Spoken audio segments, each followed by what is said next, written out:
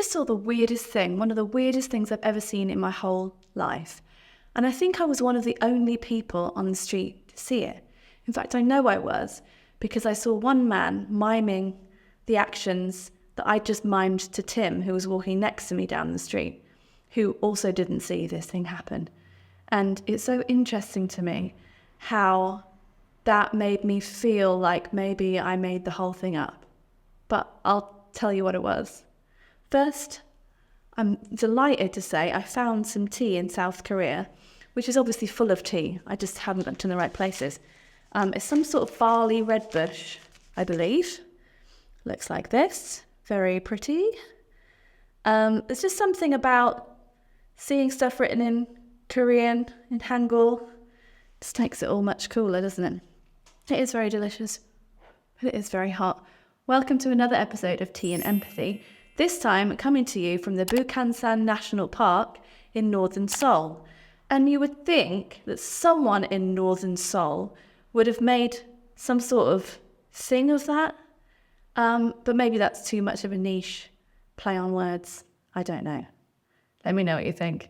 Anyway, we've been staying in the Gungbuk-gu area of northern Seoul for the last few days. And today we went on a lovely walk in the blazing heat up some quite steep bits to a beautiful Buddhist temple called Bukhansan, which is about a 20-minute walk from here, something like that.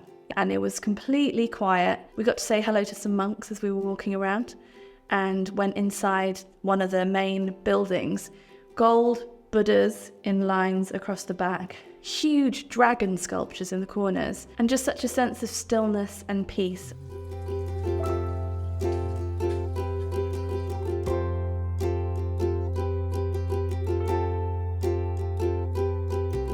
After that, we walked through a bit more of the forest, just having a look around.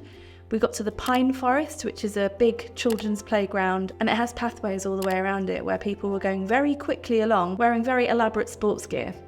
And I felt quite slow and underdressed. But it was really lovely to see families out and about enjoying the sunshine. What's been quite interesting to both of us on this trip is that we seem to be invisible. When we walk down the street, even though we're the only Westerners around for some miles, it seems, no one seems surprised, no one wants to talk to us. And that's fine, totally, obviously fine. I just thought it was a bit strange because when I've been to other countries in Asia, for example, Indonesia and Japan, I've had a lot of people want to stop and talk to me and ask where I've come from and stuff. And I just wondered what was going on, so we Googled it last night, and it turns out that it's quite a thing for Korean people not to acknowledge people they don't know, or to start conversations in the street, or even to greet people. So I've been trying to be a little bit less smiley than I would normally be, because I don't want to make people feel uncomfortable. But when we were walking around the temple, it felt really wrong not to say hello and thank you to the monks, because they were very kindly letting us wander around. And we received some very smiley hellos in response, which was lovely. After all that, we got on the bus back to where we're staying and walked up the hill to Chongsu Garden, which is a beautiful restaurant by the river. We got to sit on the floor and be delivered these steaming plates of wonderful food. It was a lovely way to spend our last night in Seoul, because tomorrow morning we're getting on a train and going to Busan. And I've heard from a few people that train can be a little bit frightening. So I didn't want to stay out too late tonight. Even though we did make friends with a wonderful woman called Kimmy, who was at the next table at the restaurant, who, along with her friends, I think had quite a lot of alcohol. And if we hadn't met Kimmy and talked to her for precisely the amount of time we did, and if we hadn't stopped off at a convenience store on the way back to our apartment to buy fizzy pop, tiny pots of chocolate ice cream, and some yogurt for tomorrow morning's breakfast.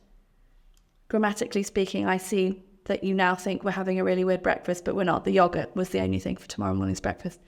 If we hadn't stopped for precisely that amount of time, left the shop at that time, and walked at precisely the speed we were walking at, then I wouldn't have seen this thing, which is one of the weirdest things I've ever seen in my life. I will now tell you exactly what I saw. This tea is good. Okay, picture the scene. Tim and I are walking down the hill, side by side. I was on the side nearest the road.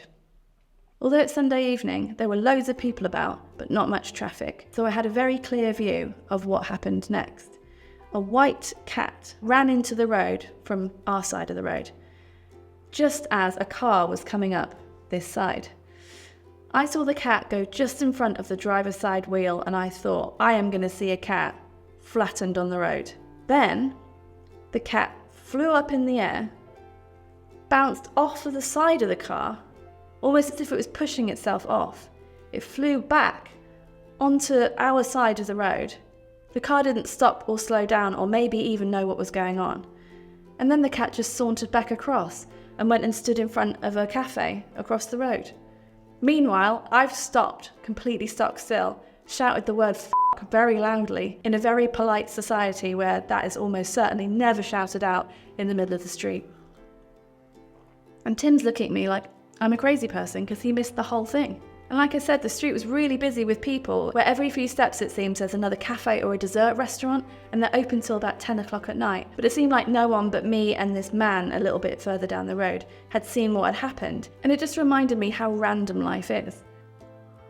If we hadn't gone to Bukhansan temple today, if we hadn't walked that direction towards the pine forest, if we hadn't turned back at exactly the time we did, if we hadn't decided to go and eat at Chongsu Garden by the river, if we hadn't decided to get up when we did from the table to go and pay, and met Kimmy, who very politely wanted to know why on earth we were hanging out in her neighbourhood when we come from so far away, if we hadn't ended our conversation exactly when we did, and if we hadn't gone into the convenience store for our weird little batch of groceries, then I wouldn't have seen that thing. And if I hadn't, then I suppose nothing much in my life would be different, except I'd be talking to you about something else right now, because I had planned to come back here and end my evening by making a tea and empathy video, and I wasn't exactly sure what I was going to talk about.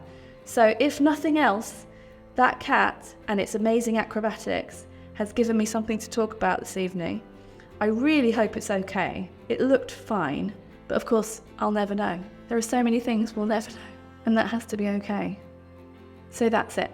Just a little bit of tea and empathy from me to you from the Bukhansan National Park in northern Seoul. My barley bread bush is nearly finished. It's nearly time to go and eat my little ice cream pot. And I will say thank you, kamsahamnida, and see you.